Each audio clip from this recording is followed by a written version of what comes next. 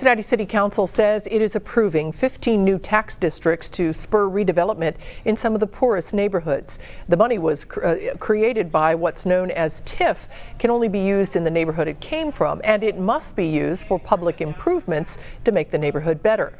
Citizens spent 2 hours telling council why it should and should not approve the new districts.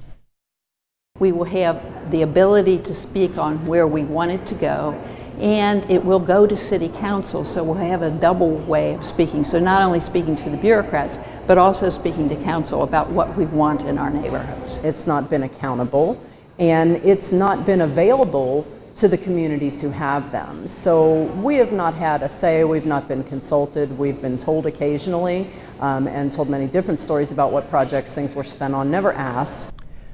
But critics say the city is not being transparent about how the money from those districts is being spent. Brad Underwood is at City Hall with what those critics are trying to do about that. Brad.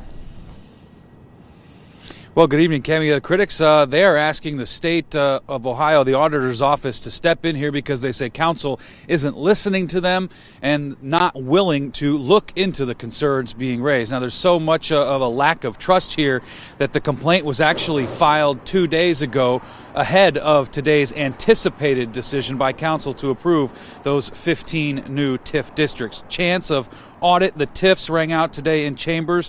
Those who oppose the district say there are discrepancies in government reporting on at least 2 projects. The difference is coming to be how much money is being spent, where, and how.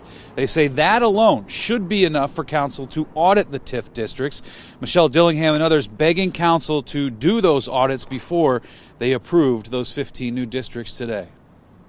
You know, they rushed them through, they voted on them, and that leaves us with the fact that now we don't know if we'll ever see an audit. We don't know if we'll ever get to the truth of some of these projects. And that's why, you know, we've turned to the state auditor to say, looks like City Council is not going to do its due diligence for the taxpayer, so we're looking to the state auditor to step in and perform an investigation.